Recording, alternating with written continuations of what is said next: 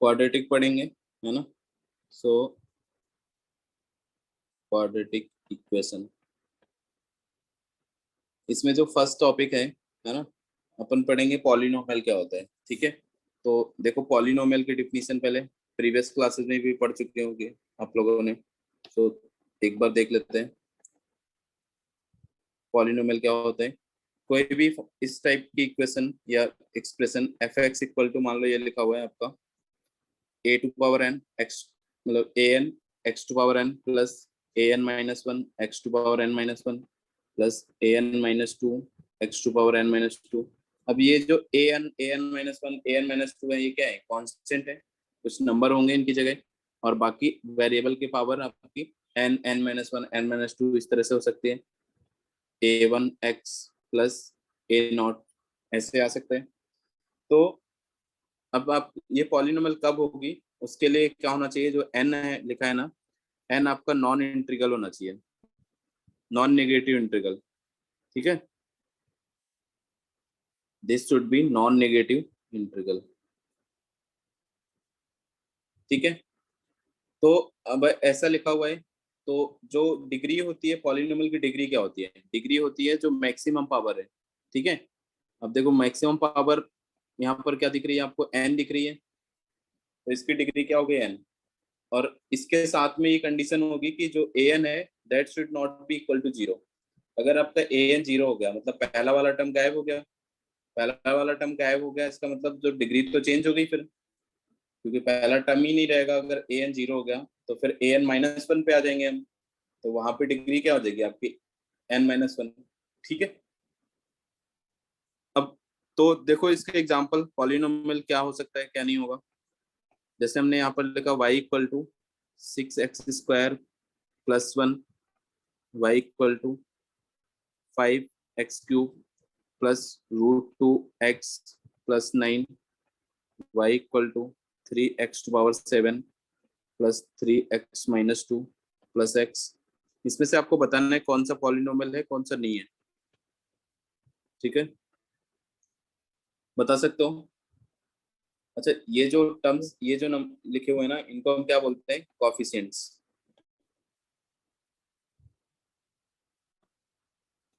ठीक है, ये आपके क्या है, कॉफिशिएंट्स है।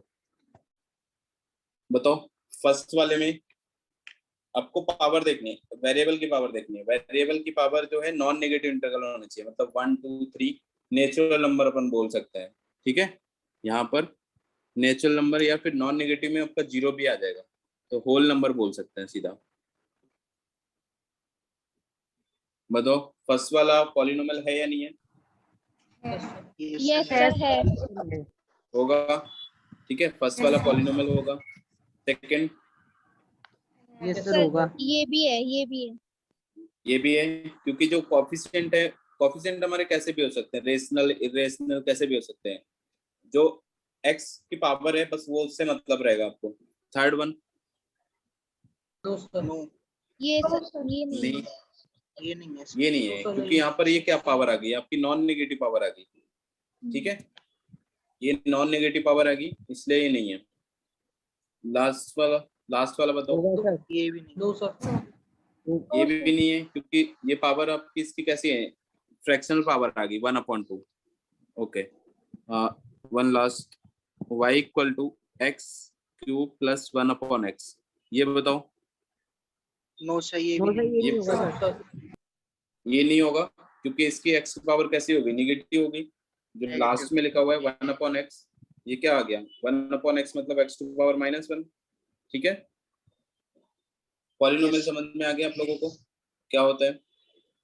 यस सर आ गया। सर वो पॉलिनोमियल नहीं है, आपने उसमें टिक सर लगा आपने दिया। राइट टिक लगा दिया है इसमें, कौन सा वाला, अच्छा ये लास्ट लास्ट में वाले टिक में, लगा दिया। लास्ट वाला ना, ओके ओके, ये पॉलिनोमियल नहीं है। ठीक है, next thing is quadratic. Okay, question नहीं है यहाँ पर। Quadratic polynomial and expression. ठीक है, एंड क्वाड्रेटिक एक्सप्रेशन।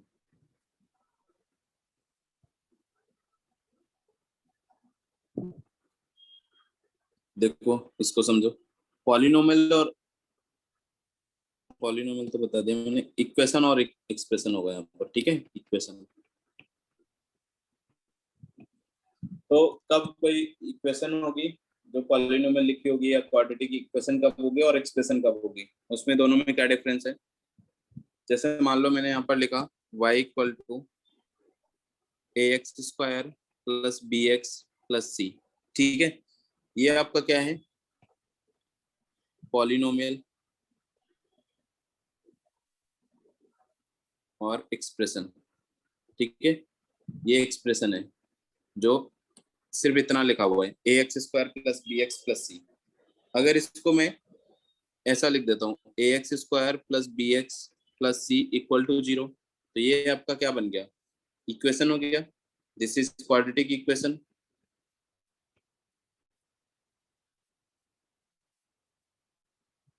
ठीक है,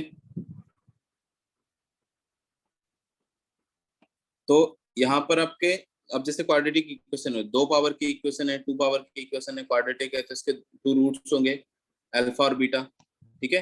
तो रूट्स अपन बाद में निकालेंगे, और इसके लिए हमें अभी ए बी एंड सी कैसे होने चाहिए, रियल होने चाहिए। जो यहाँ पर हम क्वाड्रेटिक के बारे में पढ़ेंगे उसमें हमेशा जो कॉफिशिएंट है वो आपके रियल रहेंगे, ठीक है।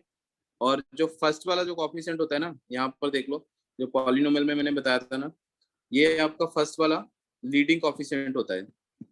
जो फर्स्ट कॉफिशिएंट होगा ये लीडिंग कॉफिशिएंट होगा, ठीक है। बाकी ये कॉफिशिएंट तो सारे हैं, ये भी आपका क्या है, कॉफिशिएंट है, ठीक है।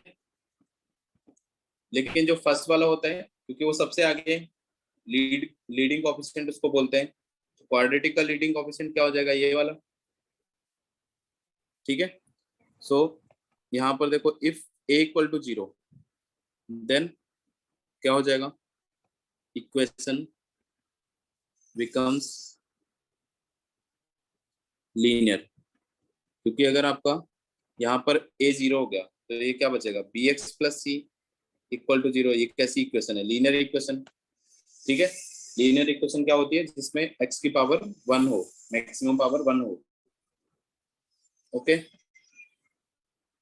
देखो, सो ये समझ आ गया आपको, है ना। इसके बाद अपन यहाँ पर देखेंगे difference between equation and identity, ठीक है। Difference between equation and identity.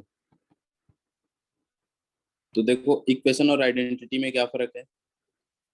जैसे कोई भी इक्वेशन है, मान लो क्वाड्रेटिक इक्वेशन है, ax square plus bx plus c equal to 0, तो इसके कितने रूट होने चाहिए, 2। जितनी पावर की, जितनी डिग्री की इक्वेशन होती है उसके उतने ही रूट होते हैं, तो अल्फा और बीटा, ठीक है। ये क्वाड्रेटिक है। अगर इसके 2 से ज्यादा रूट हो जाते हैं, ठीक है, if more than 2 roots, more than 2 roots, then identity. तो अगर इसके अगर 2 से ज्यादा रूट हो गए तो ये आइडेंटिटी होगा। तो आपको लगेगा कि ये 2 से ज्यादा रूट कैसे आएंगे, क्वाड्रेटिक है तो 2 ही आने चाहिए, है ना। तो अगर हमने प्रीवियस क्लासेस में ये पढ़ा, फॉर्मूले पढ़े हैं, आइडेंटिटी फॉर्मूले इस तरह के, जैसे x प्लस 1 का होल स्क्वायर है इक्वल टू क्या होता है, x square plus 1 plus 2x। ये क्या है, आइडेंटिटी है एक तरह के, है ना। आइडेंटिटी के नाम से जानते थे इसको, क्यों जानते थे वो देखो, इसमें x की कोई भी वैल्यू, अब ये है तो क्वाड्रेटिक ना, इसकी डिग्री क्या है, ये इक्वेशन लिखी हुई है, इसकी डिग्री क्या है बताओ, 2 है क्या, 2 है। बट 2 से ज्यादा वैल्यू इसमें सेटिस्फाई कर सकती हैं। x इक्वल टू आप 0 रखो, x इक्वल टू 1 रखो, x इक्वल टू 2 रखो, देखो 0 सेटिस्फाई कर रहे हैं, लेफ्ट साइड भी 1 आएगा, राइट साइड भी 1 आएगा। 1 रखोगे तो क्या आएगा, लेफ्ट साइड 4 आएगा, राइट साइड भी 4 आएगा। ये भी सही है, ये भी सही है। हम कुछ भी रख दें, 1/2 रख दें, तो देखो 1/2 रखने से क्या आएगा, लेफ्ट साइड आपका 3/4 आ जाएगा, राइट साइड देखो क्या आएगा, 1/4 प्लस 1 प्लस 1, तो ये भी आपका 9/4 आ गया, सही है। तो कोई भी वैल्यू रखें, आइडेंटिटी की पहचान क्या होती है, आइडेंटिटी में जो सब सारी वैल्यूज के लिए ट्रू हो। ठीक है, आ गया समझ में? ये बताओ। यस तो सर। ये वाली जो इक्वेशन है, ये वाली जो इक्वेशन है यहाँ पर, दिस वन, ये आपकी क्या है? आइडेंटिटी है। और ये वाली जो इक्वेशन थी, ये है इक्वेशन। ठीक है, ये आपकी इक्वेशन है और नीचे वाली आइडेंटिटी बन गई, और इसमें सारी वैल्यू सेटिस्फाई कर रही है। ठीक है, चलो तो यहाँ पर नीचे नोट करके लिख लेंगे, if a statement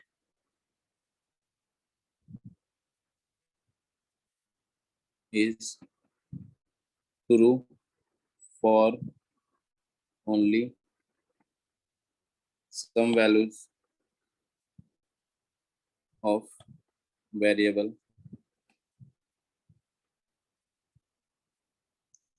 then it is called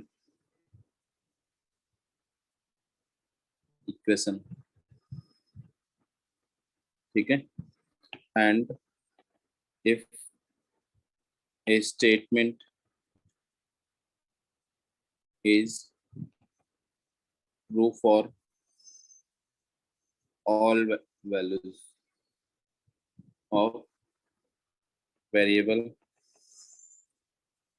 then such a statement is called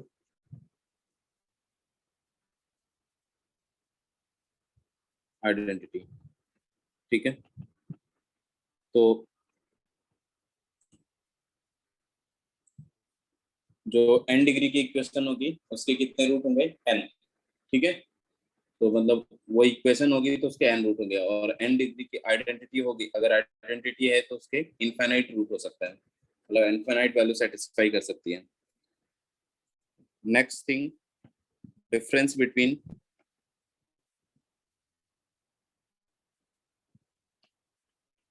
roots and solution.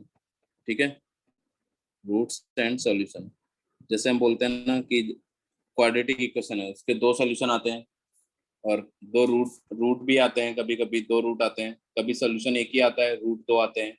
तो वो कैसे होता है? कौन सा रूट होता है, कौन सा सॉल्यूशन होता है? ठीक है, वो देखें। यहाँ पर एक क्वाड्रेटिक इक्वेशन में लिख देता हूँ, जैसे मान लो ये लिखी हुआ है x-1 का whole square x equal to 0। तो इसके कितने रूट्स होंगे बताओ? ये कैसी इक्वेशन है, कितने डिग्री की है? डिग्री क्या है इसकी? 3 की होगी। डिग्री इसकी 3 है। ठीक है, तो इसके 3 रूट्स होने चाहिए। 3 रूट्स क्या क्या होंगे? अब देखो 3 रूट्स क्या होंगे, एक तो 0 है, दूसरा 1 है, और तीसरा भी 1 है, क्योंकि इसमें क्या होता है कि रूट्स सेम आ जाते हैं। ठीक है, इसमें दो, क्योंकि दो फैक्टर, अब इसको अगर ओपन करके अपन लिख दें तो ये ऐसा हो जाएगा x-1 x इक्वल टू 0। तो यहाँ से एक सोल्यूशन, एक रूट आया, यहाँ से एक रूट आया, और यहाँ से, तो दो रूट तो सेम हो गए क्योंकि दो फैक्टर सेम है। ठीक है, तो रूट्स क्या होते हैं, सारे अपन n के इक्वल आएंगे, मतलब जो n डिग्री होगी उसके इक्वल आएंगे। तो यहाँ पर आपका नंबर ऑफ रूट्स क्या बन गया? 3। कौन कौन से? 0, 1 एंड 1। ठीक है, अगर मैं यहाँ पे नंबर ऑफ सॉल्यूशन पूछूं, तो नंबर ऑफ सॉल्यूशन तो इसके दो ही हुए ना, 0 और 1, क्योंकि नंबर ऑफ सॉल्यूशन में अपन डिफरेंट रूट काउंट करते हैं।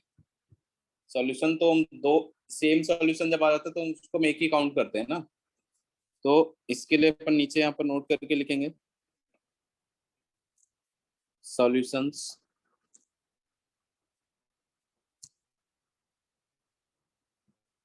आर डिफरेंट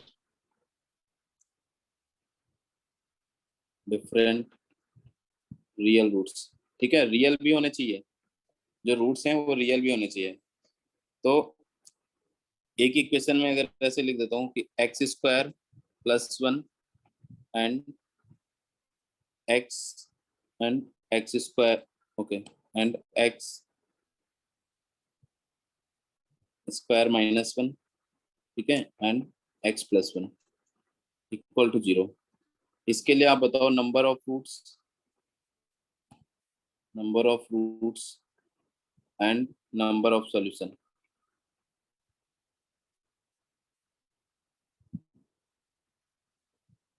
बताओ फर्स्ट वाले के लिए मतलब ये जो इक्वेशन लिखी कितनी डिग्री है इसकी, बताओ डिग्री बताओ, मैक्सिमम कितनी पावर हो जाएगी एक्स की, क्या रहा है 6, ठीक है। तो इसकी डिग्री आपको 6 पता चल गई। तो नंबर ऑफ रूट्स कितने होंगे सर 4 होंगे इसलिए सॉल्यूशन। रूट्स बताओ रूट्स। सर 4 होंगे रूट्स 4। 4 होंगे 4 होंगे 4 क्यों होंगे? रूट्स तो आपके उतने ही होते हैं जितने पावर की डिग्री हो, ठीक है। देखो इसमें से 6 होंगे है ना, तो सम इमेजिनरी मतलब some real and some imaginary. अब वो हम आगे पढ़ेंगे कि कब इमेजिनरी होते हैं कब रियल होते हैं, ओके। अब सॉल्यूशन देखो, इसके डिफरेंट सॉल्यूशन कितने आ रहे हैं। यहाँ से तो कोई सॉल्यूशन नहीं आएगा क्योंकि ये तो आपका कभी 0 नहीं हो सकता। एक यहाँ से सॉल्यूशन आ जाएगा 0, यहाँ से इसके 2 सॉल्यूशन आ रहे हैं, एक तो +-1, ठीक है।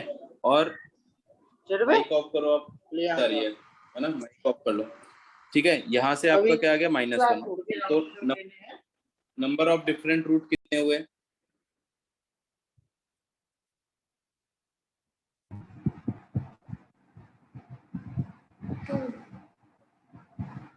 बताओ 2 3 कितने हैं? सॉल्यूशन 3 होने चाहिए। कौन कौन से? एक तो 0, एक 1 और एक -1, ठीक है।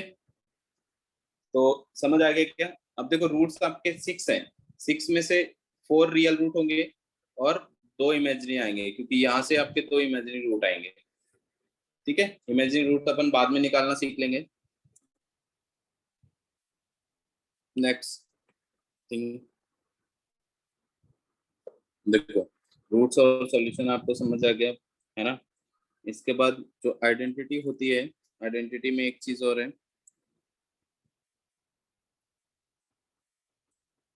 आइडेंटिटी की क्या खास बात होती है। ये जो मैंने एग्जांपल दिया था आपको, जैसे x+1 का होल स्क्वायर, कैसे आप पहचानोगे कि आइडेंटिटी है या नहीं है, ठीक है। +1 +2x ऐसा होता है। तो अपन एक काम कर सकते हैं, लेफ्ट साइड वाले को भी ओपन करो, ठीक है। लेफ्ट साइड वालों को अपन ने ओपन किया तो ये क्या बन जाएगा, ये भी बनेगा x² + 1 + 2x = x² + 1 + 2x, है तो क्वाड्रेटिक। तो इस क्वाड्रेटिक के x² के जो कोफिशिएंट है वो क्या हो गया 1 - 1 प्लस इसी सबको लेफ्ट साइड ले आएंगे अपन, तो ये 2 - 2x + 1 - 1 = 0। ये कुछ ऐसा बन गया, मतलब 0x² + 0x + 0 = 0, ठीक है। तो ये आइडेंटिटी थी। आइडेंटिटी की क्या खास बात है कि उसके सारे कोएफिशिएंट्स क्या होते हैं 0 के इक्वल होते हैं, ठीक है। अगर हम उसको सबको एक साइड कलेक्ट करके लिख देंगे तो उसके सारे कोएफिशिएंट्स क्या हो जाएंगे 0। तो यहाँ पर एक नोट लिख लेंगे अपन, if ax² + bx + c = 0 has more than, अब देखो ये क्वाड्रेटिक है तो इसके 2 से ज्यादा रूट नहीं होने चाहिए। अगर 2 से ज्यादा रूट है तो ये क्या बन जाएगा, आइडेंटिटी बन जाएगा। More than 2 roots then it is called identity, ठीक है। और उसके लिए क्या कंडीशन होगी, a = b = c, ये तीनों क्या होंगे 0 के इक्वल होंगे। ये कंडीशन आपको यूज करनी है जब भी बोला जाए कि ये ऐसे एक्सप्रेशन है और वो आइडेंटिटी है, तो हम उसके सारे कोएफिशिएंट क्या कर सकते हैं 0 के इक्वल कर सकते हैं, ठीक है। तो इससे रिलेटेड एक क्वेश्चन करेंगे यहाँ पर, find the value of p for which the equation p² - 3p + 2